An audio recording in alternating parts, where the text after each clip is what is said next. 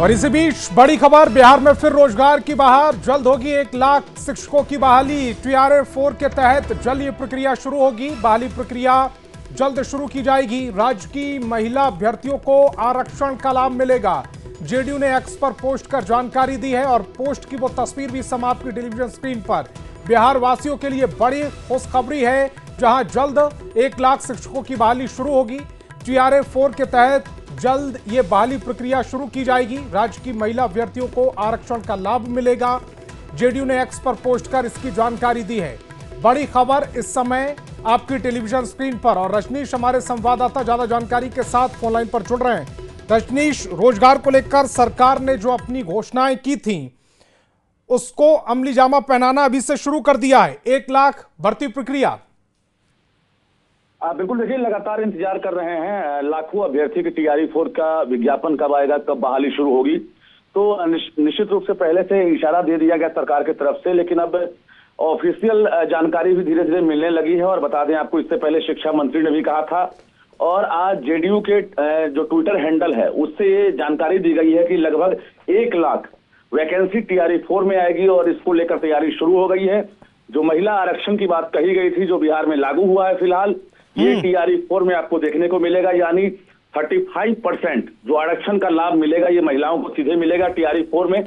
और जो सीटों का कैलकुलेशन है उसकी प्रक्रिया भी शुरू हो गई है।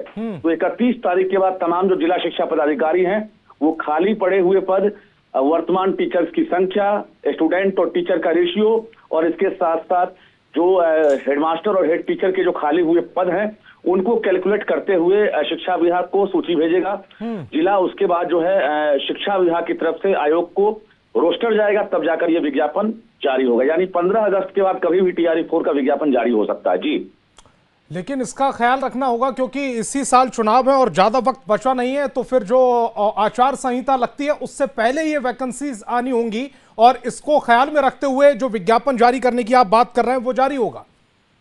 बिल्कुल, देखिए बीपीएससी ने जो कैलेंडर जारी किया है, रिवाइज कैलेंडर में भी अभी TRA-4 की चर्चा नहीं है, लेकिन जैसे ही शिक्षा विभाग रोस्टर भेजेगा वैकेंसी का, उसके बाद TRA-4 का जो कैलेंडर है वो उसमें इंक्लूड कर दिया जाएगा। तो कुल मिलाकर ये कहा जाए कि जो आचार संहिता है, मॉडल कोड ऑफ कंडक्ट से पहले हर हाल में विज्ञापन जारी होगा, लेकिन चुनाव से पहले अब एग्जाम संभव नहीं है।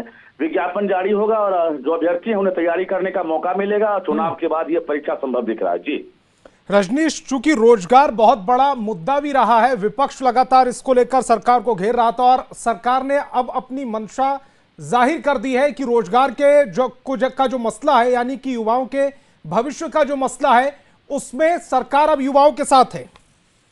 बिल्कुल, देखिए जो यूथ है, खासकर बेरोजगार यूथ, वो तो इंतजार कर ही रहे थे। पिछले 2 साल से लगातार बिहार में जो शिक्षकों की लगातार बहाली हो रही है, ऐसे बीएड करने वालों की तादाद बढ़ी है, और इसके साथ साथ जो तमाम अभ्यर्थी हैं वो एस्टेट की भी मांग कर रहे हैं। एक सबसे बड़ा सवाल ये है कि 2025 में एस्टेट लेने की बात कही गई थी, एस्टेट परीक्षा नहीं ली गई है।